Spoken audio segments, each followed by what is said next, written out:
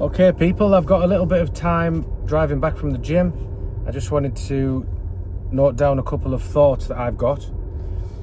These are theories that I've come up with about human opinion and sort of, I suppose you could apply it to political divide at the moment. But they're basically concepts that I've thought of that explain a lot of human behaviours and a lot of conflicts within sort of societal divides. I will say I've definitely thought of these myself. They're sort of original concepts. So if anyone ever comes out with these afterwards, you heard it here first.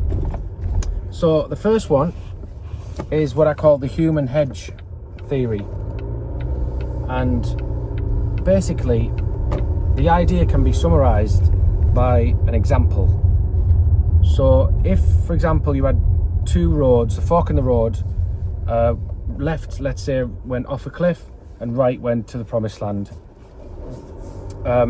You've got a group of people, let's say like 100 people, and let's say there was some sort of leader or narrative each time where the person at the front said, right, everybody, going left is the cliff, so let's go right and we all survive.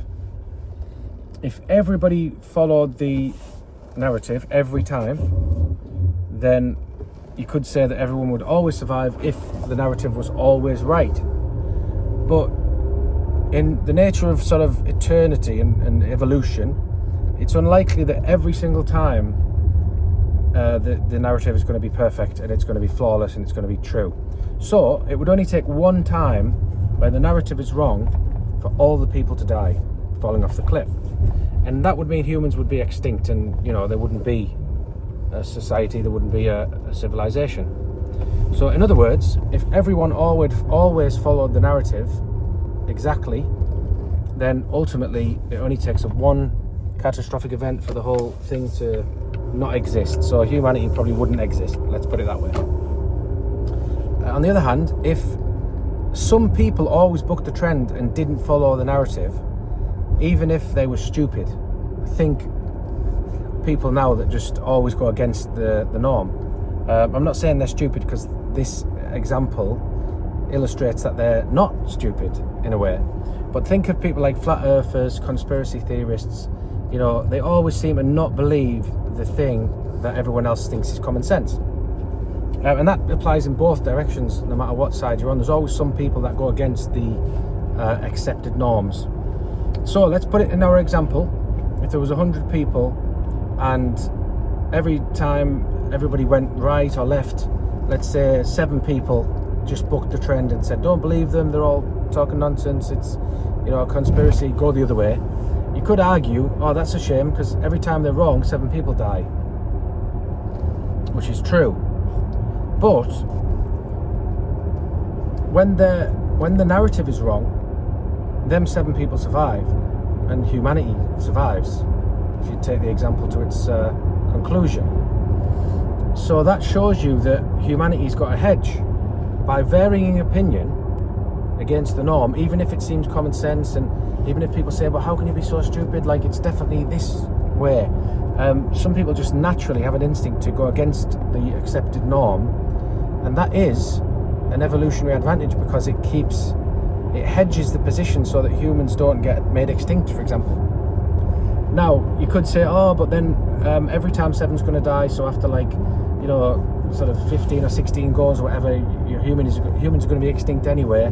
That's just a bit of an anomaly with the example, but basically, to explain that, humans obviously reproduce. So let's say, in the example we're using, let's say humans reproduce every sort of 5 or 6 forks in the road. So basically, the next time you get to the point where 70 or 80 or 90 people have fell off the cliff, you've got another 70 or 80 or 90 people born to replace them in humanity. That's kind of the way you could look at it. So the human hedge, people, in other words, just bucking the trend and believing the opposite to what everyone else believes, even if it seems stupid, probably has an evolutionary advantage in that way, that it always gives humans a diversified position, such that no matter if things are one way or the other, there's always a survival sort of a survival play in there. And this only works when people believe what is obviously true, if you know what I mean. Because if everyone just said, oh no, but this one's true, then that means everyone will follow the narrative. So these people who believe in things like flat earth and stuff like that, you know, when you look at them next time, don't think, oh, they're stupid. Think, no, I can see how this is ultimately clever in a sort of intrapersonal way, even though they might not know that's why they're doing it. It's an instinct that they've got inside from an evolutionary trait that's been passed on, possibly. Okay, so that's the human hedge theory. The other thing I was going to say today is a coin theory that I've come up with. The human hedge theory can obviously be applied to politics and anything where there's a divide, but the coin theory can also be applied to politics or opinions or perspectives. So this can be definitely explained by politics, in that, you know, the left and the right at the moment are quite divided, and, you know, they're quite dogmatic and sort of ferocious about saying what they believe is right, and, you know, what you believe, you're silly because you can't see this obvious. The way I describe this often is it's almost like somebody holds a coin up in between two people, or let's say the left and right of politics, and one person's looking at one side of the coin saying that's definitely heads, and the other person's on the other side looking at it saying, you stupid idiot, how can you be so foolish, it's definitely tails, I'm looking at it, I can see it.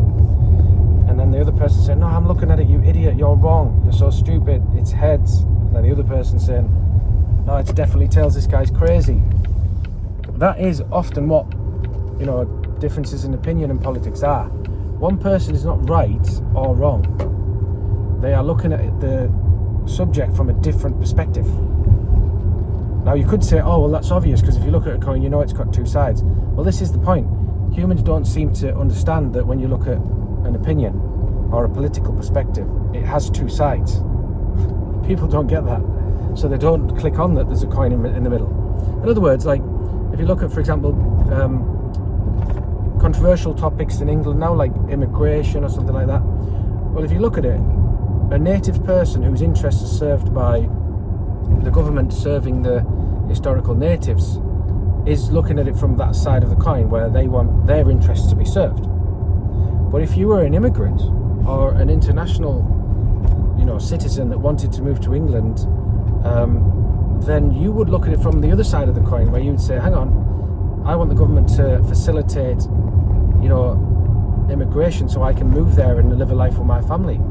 So they're going to look at it from a totally different side of the coin, pardon the pun, where they think, no, I definitely want the government to facilitate immigration, I want the world to be an open world. And yeah, and on the flip side again, the historical natives might say, or some might say, well, I don't want that because it's going to sort of affect my interests and my standing in my historical country. So you can see again that one is right for their interests and perspective, and then the other one is right from their perspective. So it's not right or wrong. So you shouldn't be sort of like, the divide shouldn't go so far as to not understand the humanity of the other person. You know, you should be understanding that this person's from a different perspective, and that we need to find a solution, a compromise. But ultimately, you know, when you think that the other person's completely wrong, and you start to dehumanize them and not understand their perspective, that's where you get the violence and the crime and, you know, the sort of the bad side of this coming out, which should be always avoided and always aim to be avoided. And I think it can be avoided by developing an understanding of other people's perspectives and then working at it from that platform. Okay, so that's my video today. I'm almost home, so I've timed it nicely.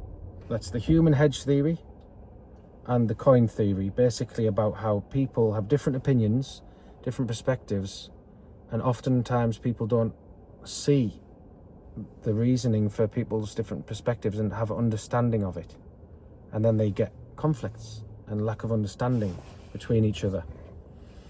So ultimately, this doesn't mean everyone's going to see from this perspective, because that wouldn't follow the human hedge and coin theory. So there'll be people out there say, oh, he's talking a load of nonsense, it's definitely this way, which proves my point. Goodbye.